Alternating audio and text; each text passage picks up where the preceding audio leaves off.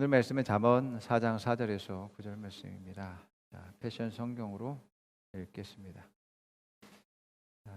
함께 있습니다. 그때 나의 아버지께서 내게 가르쳐 말씀하시기를 내 말을 절대로 잊지 말아라. 내가 만일 내가 가르치는 것을 모두 행한다면 내 인생을 다스리게 되리라 하셨도다. 그러므로 지혜를 구하고 살피라. 삶의 의미에 대해 계시를 찾으라. 내가 이르는 말을 한 귀로 듣고 한 귀로 흘려보내지 말라. 지혜를 떠나지 않으면 지혜가 너희 곁에 계속 머물러 너희 사는 날 동안 너희를 지키리라. 지혜가 그 목소리를 열심히 듣는 자들을 모두 구하리라. 지혜는 가장 귀중한 재화이니 그것을 사라. 계시적인 지식이 너희에게 필요하니 그것에 투자하라. 지혜가 너희를 높이리니 너희가 그 진리를 높일 때라. 지혜가 너희를 이끌어 존귀와 은총을 얻게 할 것은 그 통찰력에 따라 너희가 살 때라. 너희를 아름다움과 기품으로 단장시키며 지혜의 영광이 너희를 두드리리니 너희로 경주의 승리자가 되게 하리라. 아멘. 오늘 말씀은 자신의 인생을 다스립시오입니다. 가인은 결실들을 가지고서 하나님께 제사를 드렸습니다. 그런데 하나님이 가인의 제물은 받지 않으시고 아벨의 제물을 받으셨습니다. 하나님의 그러한 그 모습을 보고서 가인이 화를 냅니다. 하나님이 그 가인의 제물을 받지 않은 이유가 죄가 가인을 지배하는 삶을 살았기 때문에, 드려진 그 제물에는 죄의 그러한 삶들이 담겨져 있었기 때문에 하나님이 그것을 받지 않았다라는 것을 볼 수 있습니다. 그래서 올바른 일, 하나님의 일, 하나님이 기뻐하시고 뜻하신 그러한 일들을 행하지 않았기 때문에 하나님 받지 않았다라고 말합니다. 이것이 창세기 4장 5절에서 7절에 그렇게 말합니다. 가인과 그가 바친 제물은 반기지 않으셨다. 그래서 가인은 몹시 화가 나서 얼굴빛이 달라졌다. 주님께서 가인에게 말씀하셨다. 어찌하여 내가 화를 내느냐? 얼굴빛이 달라지는 까닭이 무엇이냐? 내가 올바른 일을 하였다면 어찌하여 얼굴빛이 달라지느냐? 내가 올바르지 못한 일을 하였으니 죄가 너의 문에 도사리고 앉아서 너를 지배하려고 한다. 너는 그 죄를 잘 다스려야 한다라고 하나님 말씀하십니다. 가인은 이제 하나님이 주인이 된 게 아니라 죄가 그를 지배하는 삶을 살았다라고 말씀하고 있음을 보게 되어집니다. 인생은 내 것입니다. 그럼에도 불구하고 많은 사람들은 자신의 인생을 어떤 환경과 또 다른 사람에게 자기 인생을 맡기는 그러한 일들을 하는 것들을 보게 됩니다. 그래서 그분들의 많은 말들을 보게 되면 뭐 이래서 저래요, 저래서 이래요 라고 하는 그러한 탓들을 많이 하는 것들을 보게 되어지죠. 탓을 하는 그러한 많은 사람들이 내 인생은 그들의 것입니다, 그 사람들의 것입니다 라고 말하는 것과 별 차이 없는 것입니다. 잘못된 선택을 하는 것들은 그 사람들의 탓이라고만 볼 수가 없습니다. 내가 아무리 다른 사람에게 이러한 문제와 어려움 때문에 이랬습니다라고 했을 때에 그들이 이해해 줄 수 있죠. 그러나 그들이 내 인생을 책임져 주거나 보상해 주거나 대신 살아주는 것이 아닙니다. 그렇기 때문에 여러분들이 어떤 문제, 어떤 상황, 어떤 환경 가운데 있다 할지라도 여러분의 인생입니다. 내 인생이기 때문에 내가 올바로 분별할 수 있어야 되는데 우리 그리스도인들은 말씀으로 분별하고 그것들을 선택할 수 있는 능력을 갖춰야지만 되어집니다. 많은 방황과 막 끌려다니는 인생, 그런 인생을 사는 사람들의 모습은 말씀이 없기 때문에 일어나는 일임을 보게 되어집니다. 말씀이 없으면요, 돈에 끌려다니고요, 말씀이 없으면 어떤 사람들에게 끌려다니고, 말씀이 없으면 세상의 이것저것에 끌려다니는 그런 모습들을 살게 되는 것들을 보게 됩니다. 그러나 여러분들이 말씀대로 살게 되면, 말씀대로 행하게 되면 오히려 이런 돈을 다스리고 여러분들의 환경을 다스리고 또 삶을 다스리고 인생을 다스리는 삶을 살게 된다는 것을 믿으시기 바랍니다. 그래서 오늘 말씀은 말씀으로 말미암아 인생을 다스리는 그러한 사람에게 아름다움과 기쁨과 영광이 있게 되고 인생의 승리자가 되어진다라고 말하고 있습니다. 그러므로 여러분 말씀으로 인생의 승리자가 되시기 바랍니다. 아멘. 삶의 목적, 삶의 의미를 깨닫기 위해선 말씀에는 계시가 필요하다라고 말합니다. 잠언 4장 1절에서 2절과 5절 말씀 한번 읽어봅니다. 그리하면 내가 주는 명철로 말미암아 지혜롭게 성장하리라. 나의 계시적인 진리를 너희에게 선물로 주노니 나의 훈계의 말을 신실하게 지키라. 5절에 그러므로 지혜를 구하고 살피라.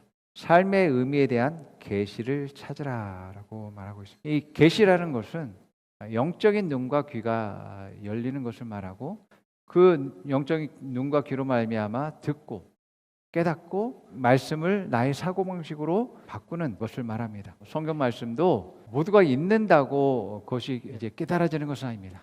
계시가 있어야지만이 온전히 보고 듣고 깨달을 수 있게 되어지는 것이죠. 자, 신약 시대의 종교인들을 보게 되어지면 그들은 율법을 가르치는 자였고 율법을 잘 알고 있는 사람들이었습니다. 그러나 이 사람들이 예수님을 만났을 때 예수님이 하시는 모든 일들을 보았음에도 불구하고 하나님을 볼 수 없었어요. 예수님이 천국 복음에 대해서 가르침에도 불구하고 그들은 들을 귀가 없었다라는 것들을 보게 됩니다. 수많은 기적들을 행했습니다. 사람들을 치유하고 또 능력을 행하고 귀신을 쫓아내는 일들을 했습니다. 그럼에도 불구하고 그들에게는 믿음이 있지 않았다라는 것들을 보게 됩니다. 바로 계시가 없었기 때문에 그님을 결국에는 배척하고 죽이는 일을 했던 것들을 보게 됩니다. 이 계시는 하나님의 영이신 성령께서 우리의 눈을 밝혀주시고 귀를 열어주셔야지만이 보고 들을 수 있게 되어지는 것입니다. 그래서 감춰진 것이 드러나고 가려진 것을 깨달을 수 있게 되는 것이죠. 그래서 이 계시는 노력한다라고 해서 되는 문제가 아니라 하나님이 열어줘 보여주셔야지만이 됩니다. 베드로의 고백도 마찬가지고 예수님의 그러한 말씀을 통해서 우리가 이 계시는 하나님으로부터 주어지는 것임을 보게 됩니다. 마태복음 16장 16절 17절 말씀, 또 누가복음 10장 23절 24절 보겠습니다. 시몬 베드로가 대답하였다. 선생님은 살아계신 하나님의 아들 그리스도이십니다. 예수께서 그에게 말씀하셨다. 시몬 바요나야, 너는 복이 있다. 너에게 이것을 주신 분은 사람이 아니라 하늘에 계신 나의 아버지시다. 누가복음 10장, 예수께서 제자들에게 돌아서서 따로 말씀하셨다. 너희가 보고 있는 것은 보는 눈이 복이 있다. 내가 너에게 말한다. 많은 예언자와 왕이 너희가 지금 보고 있는 것을 보고자 하였으나 보지 못하였고 너희가 지금 듣고 있는 것을 듣고자 하였으나 듣지 못하였다. 예수 그리스도께서 하나님의 아들이심을 또한 그리스도이시고 메시아이심을 아는 것, 그뿐만 아니라 예수님이 우리에게 주시고 우리에게 행하시고 또 예비하신 놀라운 것을 아는 것, 그러한 계시를 아는 것, 그것을 영적인 눈과 귀가 열려야지만이 깨닫게 되어집니다. 계시가 주어져야지만이 나의 인생의 목적과 의미를 아는 것이기 때문에 내가 스스로 내 인생의 의미를 찾고 찾아야만이 아는 것이 아니라 하나님을 만나고 또 그분을 알고 그분의 말씀을 받아들여야지만이 온전히 내 인생의 의미를 깨닫게 되어진다라는 겁니다. 왜겠어요? 하나님은 나를 낳으신 분이기 때문에, 나를 이 땅 가운데 있게 하신 분이기 때문에, 분명히 하나님은 목적을 가지고서 나를 이 땅 가운데 보내셨기 때문에 내 인생의 목적과 의미는 하나님께 있다라는 것을 우리가 깨달아야지만 되십니다. 자, 예수님도 예수님의 인생의 목적이 있었습니다. 요한복음 10장 10절에서 예수님 뭐라고 말씀하십니까? 나는 양으로 생명을 얻게 하고 더 풍성히 얻게 하기 위해서 왔다라고 말씀하고 있음을 보게 되어집니다. 우리 모두가 마찬가지입니다. 나도 하나님의 자녀이고 예수님도 하나님의 자녀예요. 예수님이 이 땅에 보내신 목적과 내가 이 땅 가운데 보내심을 받은 그러한 목적 역시 같습니다. 그렇기 때문에 양으로 생명을 얻고 더 풍성히 얻게 하는 것은 내 인생의 목적이기도 하는 것이죠. 그래서 내가 생명을 얻는 것과 더 풍성히 얻는 것, 이것이 첫 번째이고, 또 나를 통해서 다른 사람이 생명을 얻게 되고 더 풍성히 누릴 수 있도록 해주는 것이 두 번째입니다. 풍성히 누린다는 것은 바로 예수님이 주신 것이 무엇인지 깨닫고 그 권세와 권능을 가지고서 누리고 다스리고 정복하는 삶을 사는 것을 말하고 있습니다. 이 인생의 목적을 알고 이 목적대로 살기 위해선 지혜가 필요합니다. 곧 말씀이 필요합니다. 자, 7절에 그렇게 말합니다. 지혜는 가장 귀중한 재화이니 그것을 사라. 계시적인 지식이 너에게 필요하니 그것에 투자하라 라고 말합니다. 야, 지혜가, 말씀이 가장 귀중한 재화라고 말합니다. 내가 돈을 얻기 위해서 정보와 또 지혜와 또 계시가 있고 예언이 있어야 돼라고 생각할 수 있습니다. 그런데 오늘 말씀은 반대로 이야기하고 있습니다. 지혜가 가장 귀중한 재화다라고 말합니다. 그러면서 이게 가장 귀중한 재화이기 때문에 말씀을 사라고 말합니다. 말씀을 투자하라고 말합니다. 얼마나 귀중한지 모든 것을 팔아서라도 가를 들여서라도 귀중한 것이기 때문에 이 지혜와 이 말씀을 사라고 말하고 합니다. 언뜻 우리가 하나님의 말씀이 물질이다, 재화다라고 하는 것을 이해가 가지 않을 수 있습니다. 왜 그러냐면 하나님의 말씀이 이 세상을 지었고 질서를 만들었습니다. 말씀이 있기 전엔 세상은 어두움과 무질서가 있었습니다. 혼돈 가운데 있었습니다. 그런데 하나님이 말씀하심으로 말미암아서 세상은 가치 있게 지어졌다라는 것들을 보게 되었습니다. 그리고서 생육하고 번성하여라 라는 그러한 질서를 선포하십니다. 사람에게도 하나님 명령하셨어요. 창세기 1장 27절 30절 하나님이 당신의 형상대로 사람을 창조하셨으니 그 하나님의 형상대로 사람을 창조하셨다. 하나님이 그들을 남자와 여자로 창조하셨다. 하나님이 그들에게 복을 베푸셨다. 하나님이 그들에게 말씀하시기를 생육하고 번성하여 땅에 충만하여라. 땅을 정복하여라. 바다의 고기와 공중의 새와 땅 위에서 살아 움직이는 모든 생물을 다스려라 하셨다. 하나님이 말씀하시기를 내가 온 땅 위에 있는 씨 맺는 모든 채소와 씨에 있는 열매를 맺는 모든 나무를 너희에게 준다. 이것이 너희의 먹을거리가 될 것이다. 또 땅의 모든 짐승과 공중의 새와 땅 위에 사는 모든 것, 곧 생명을 지는 모든 것에도 모든 푸른 풀을 먹거리로 준다 하시니 그대로 되었다. 말씀이 물질을 만들었고 말씀이 이 세계의 질서와 규칙과 원칙을 만들었다라고 말씀하고 있음을 보게 됩니다. 또한 생명들이 그 생명을 유지하기 위한 그 에너지를 얻을 수 있는 그러한 자원들을 허락하시고 그 에너지를 가지고서 그 생명에 가진 그 특성들로 나타내기를 원하셨다라고 말씀합니다. 생육하고 번성하는 확장되는 그러한 질서를 만드셨음을 보게 되어집니다. 또한 그 질서에도 권위를 부여해서 질서를 더 허락하셨음을 보게 됩니다. 그래서 사람이 모든 피조물들을 다스리는 그런 권위를 갖게 된 것이죠. 그렇기 때문에 말씀은 어떤 물질보다도 어떤 돈보다도 귀중한 그러한 가치 있는 재화이다라고 말씀하고 있습니다. 말씀이 어떤 권세와 권능보다도 귀한 그러한 재화이고 우리가 추구하는 어떤 성공과 행복보다도 더 귀한 그러한 재화다라고 말합니다. 그렇기 때문에 우리는 말씀을 갖기를 사모해야 될 줄 믿습니다. 요셉이 이제 애굽에 팔려가게 되어졌죠. 나이는 어리고 가진 것도 없고 그곳에는 아는 사람이 아무도 없었습니다. 그런데 요셉의 성공을 보게 되어지면 요셉은 하나님과 함께하는 그런 삶을 살았습니다. 또한 그에게는 계시의 말씀들이 있었다라는 것들을 보게 되어집니다. 그런데 이 두 가지가 그의 모든 인생에서 승리하고 성공하고 형통하는 가장 중요한 원리였다라는 것들을 보게 되어집니다. 계시가 요셉에게 있어서 삶의 지혜를 주고 이러한 지혜가 그가 하는 모든 일에 형통을 주게 된 것들을 보게 됩니다. 요셉은 하나님의 지혜로 말미암아 그는 성공한 사람이었습니다. 하나님의 지혜로 형통하게 되어졌죠. 하나님의 지혜는 여러분 세상의 모든 사람들의 그러한 지혜보다 뛰어나며 또 문제를 해결할 수 있는 그런 능력을 가질 수 있다는 것을 믿으시기 바랍니다. 그런 나라를 구하고 그 나라를 부강하게 할 수 있는 지혜가 요셉에게 주어졌다라는 겁니다. 그 지혜를 보디발과 또 바로가 받아들임으로 말미암아서 요셉은 승진하는 일이 일어나게 됐고 또한 그 지혜로 말미암아 그 나라가 부강하게 되어지고 요셉을 인정하는 일들이 일어나고 요셉에게 더 많은 그러한 부유함과 권위가 이제 주어지게 되어졌다라는 것들을 보게 됩니다. 이것이 말씀이 지혜가 물질을 더 끌어당기고 번영케 하는 그러한 능력을 가졌다는 것을 여러분 믿으시기 바랍니다. 하나님 말씀은 이러한 지혜를 가지고 있습니다.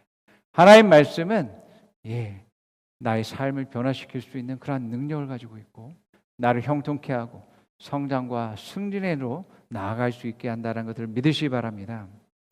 이것을 믿지 못하니까 말씀 따로 삶 따로 사는 것입니다.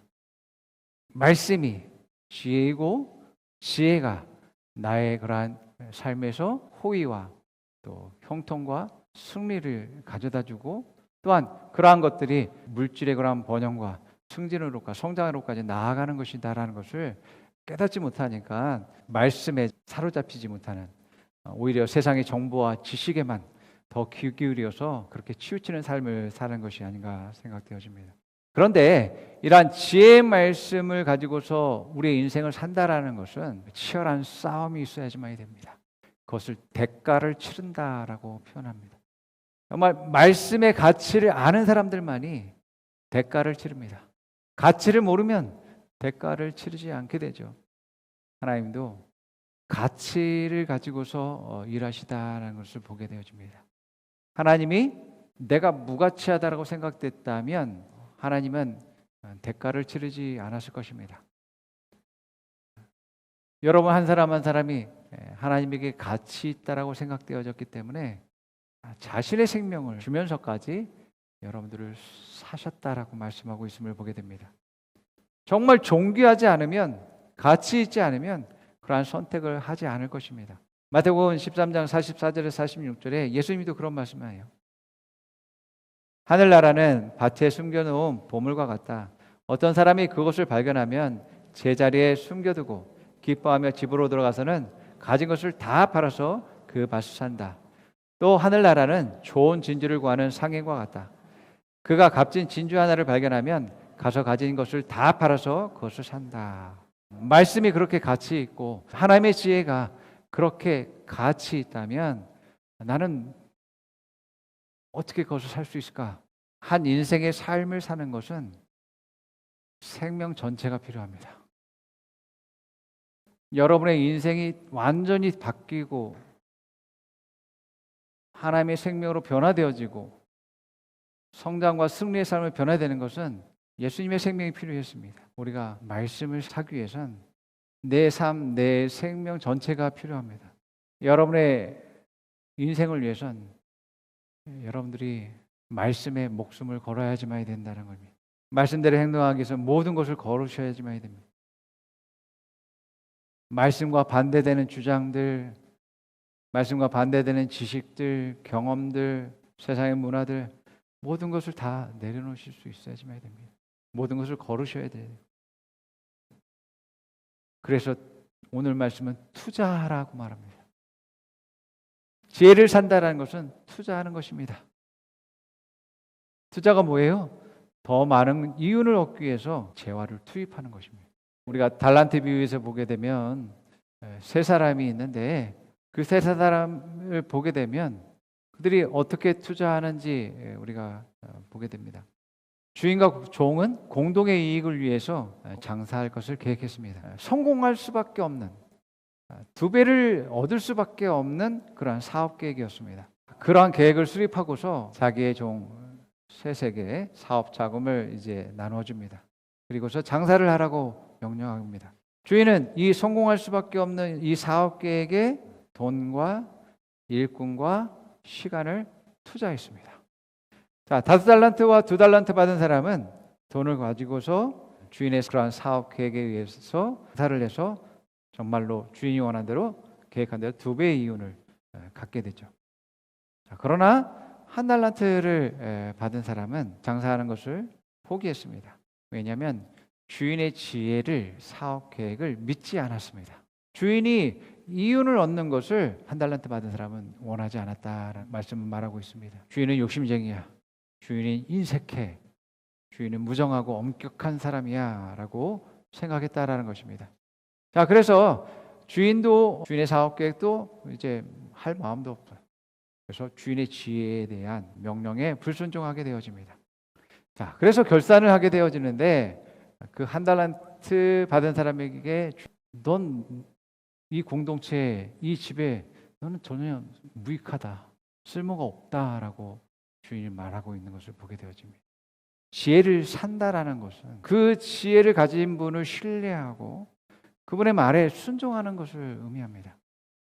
일꾼도 말씀에 순종한다라는 것은 자기의 시간을 드리는 것입니다. 자기의 노동을 투입을 해야지만 됩니다. 노력과 또 충성스러움 가운데서 나아가야지만 되어졌습니다.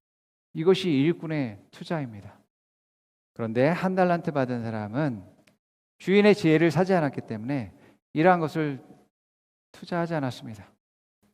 자기의 그러한 지식과 경험과 판단에 의존해서 주인의 사업 계획을 거부하고 투자하는 것을 거부했다라는 것을 보게 되어집니다. 그래서 그의 인생은 실패한 것임을 보게 되어집니다. 지혜의 말씀을 산다라는 것은 이러한 대가가 필요하다고요.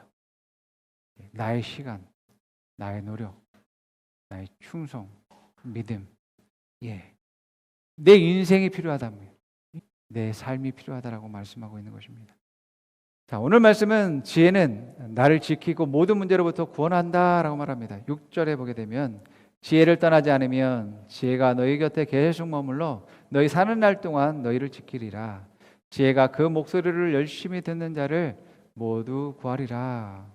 말씀을 얻는 것이 생명을 얻는 것이고 또 양식을 얻는 것이고 성장할 발전을 얻는 것이다라고 말씀합니다.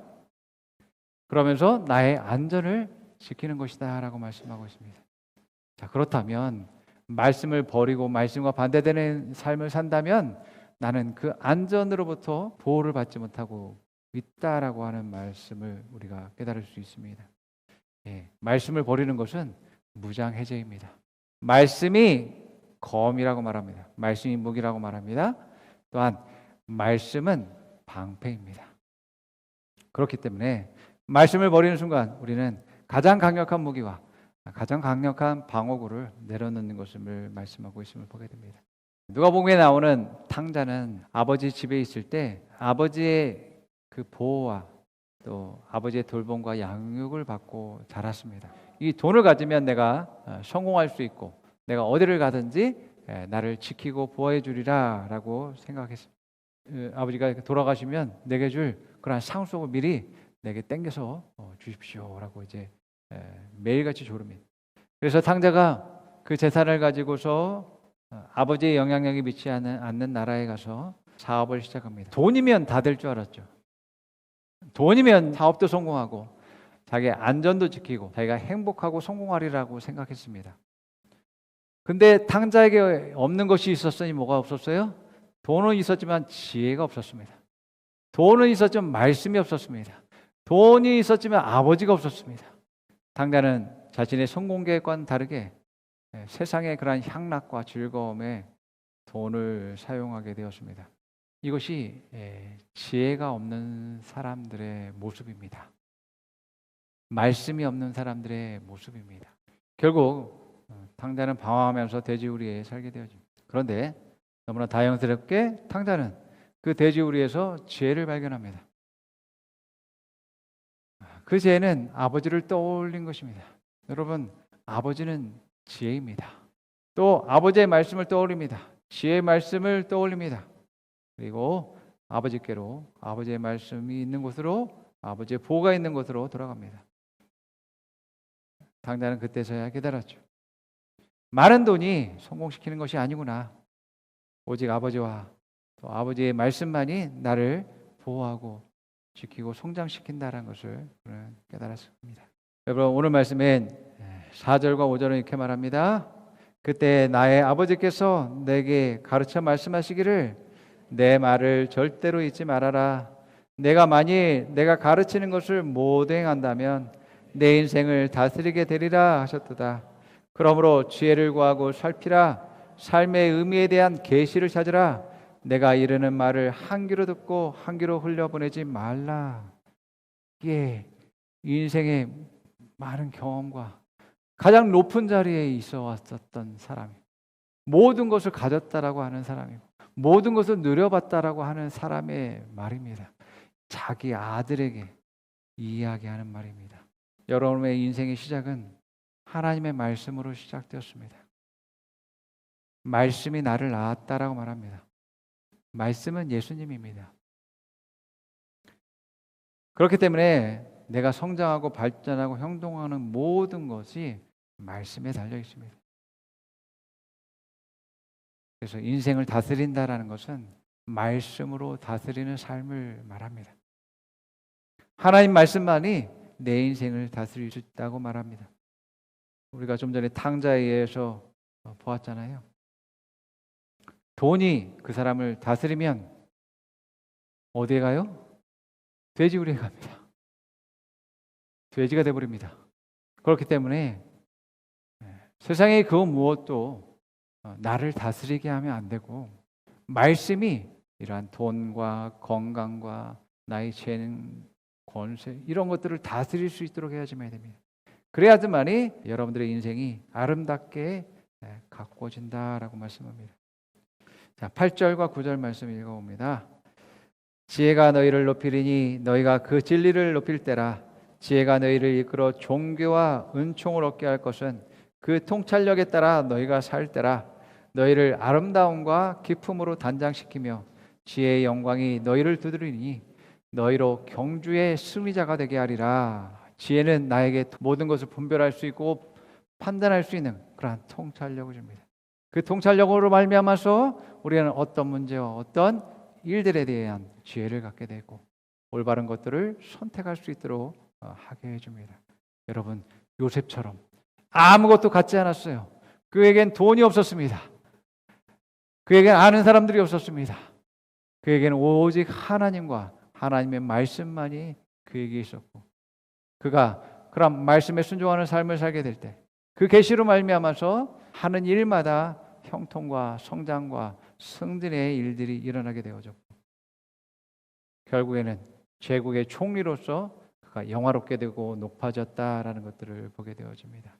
말씀이 말한 대로 그의 삶은 아름다움과 기쁨과 영광이 있게 되어진 겁니다. 인생의 경주에서 그는 승리자가 되어졌습니다.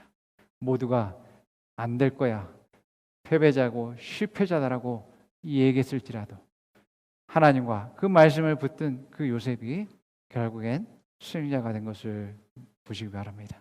그러므로 여러분, 하나님과 그 말씀을 붙들고서 여러분의 인생의 승리자가 될 줄 믿습니다. 아멘. 자, 함께 고백해 봅니다. 나는 말씀으로 인생을 다스립니다.